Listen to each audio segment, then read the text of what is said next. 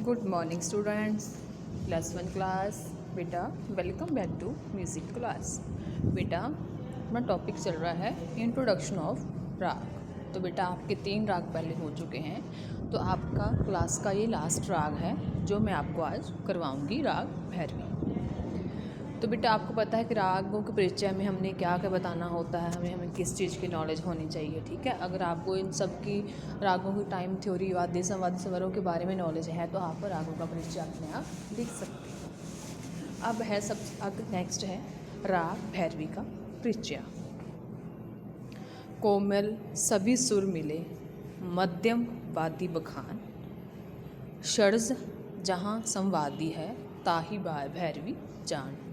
बेटा लाइनों से स्पष्ट हो रहा है कि इस राग में सभी स्वर कोमल लगते हैं। सभी स्वर मीन्स रागों में जो विकृत स्वर होते हैं, वैसे तो 5 विकृत स्वर हैं, बट महा स्वर है वो सिंगल जो है, तीव्र स्वर है, तो रे गा धा नी कोमल है। तो इसमें सभी स्वर यानी रे गा धा नी चारों स्वर कोमल लगेंगे। मध्यम वादी बखान और वादी स्वर है इसमें जो है म है।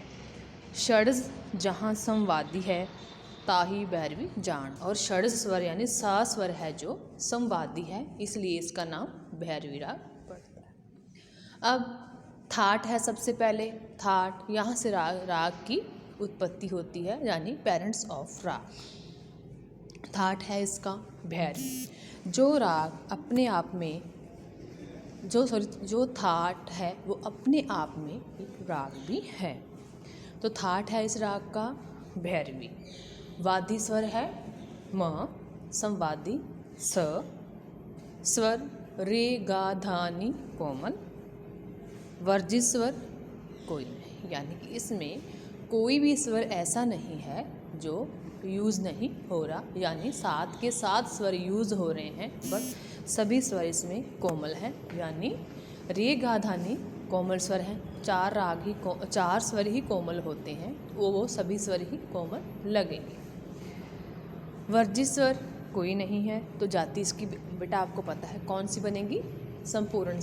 क्योंकि मैंने राग की जातियों वाला आपको टॉपिक करवाया था। तो जिस राग में 7 स्वर यूज़ हो रहे हैं, कोई भी स्वर वर्जित नहीं होता, तो उस राग की जाति क्या होती है, संपूर्ण बन जाती है। इसमें भी ऐसा ही है, कोई भी स्वर वर्जित नहीं है। जाति इसकी संपूर्ण है।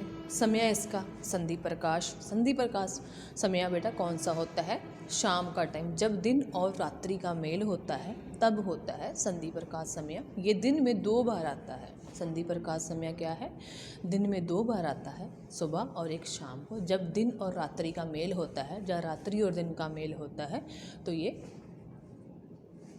संधि प्रकाश का समय होता है। आगे अरहो। इस राग में सारे स्वर लग रहे हैं, वर्जित स्वर कोई नहीं है, रे गा धा नी कोमल है। तो इस राग का स्वर बनेगा, आरोह बनेगा सारे गामा पाधा नीसा, यानी रे गा धा नी कोमल रहेंगे। तो कोमल स्वर दर्शाने के लिए बेटा आपको स्वर के नीचे लेटी रेखा का प्रयोग करना है। तो अवरोह सा नि धा पा मा गा रे सा, 7 स्वर लग रहे हैं, तो सारे स्वर ही लगेंगे।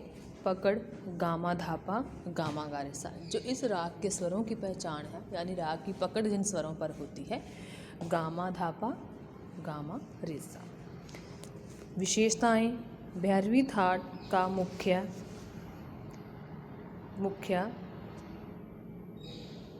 प्रधान राग भैरवी की उत्पत्ति भैरवी थाट से ही हुई है। यह भैरवी थाट का मुख्य राग है।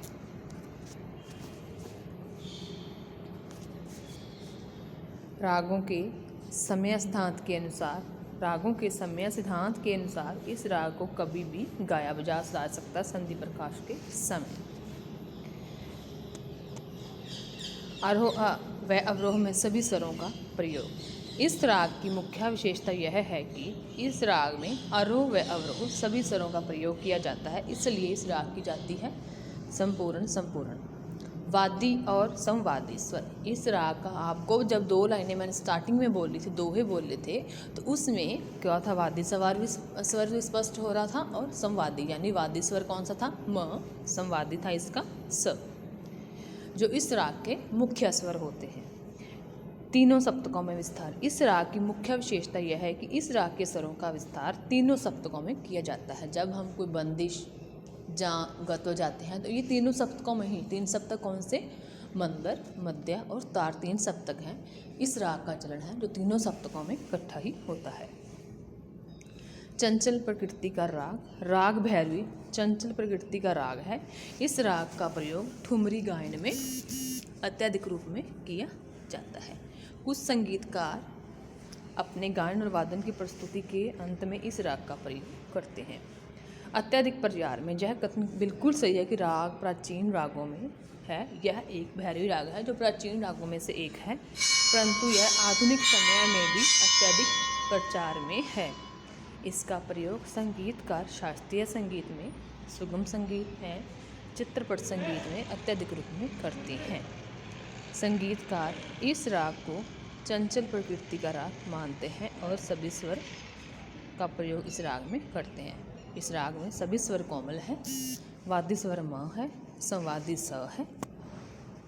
ठीक है, आधुनिक अत्यधिक प्रचार में है ये राग। इस राग का प्रयोग शास्त्रीय, सुगम संगीत एवं चित्रपट संगीत में किया जाता है। इस राग की प्रकृति है जो चंचल प्रकृति का राग है, सभी कोमल स्वरों का प्रयोग इस राग में करते हैं। तो बेटा आपके सारे राग हो चुके हैं, तो प्लीज़ आपने ये इसको कर लेना है। आगे हम रिवीजन स्टार्ट करेंगे। थैंक यू बेटा।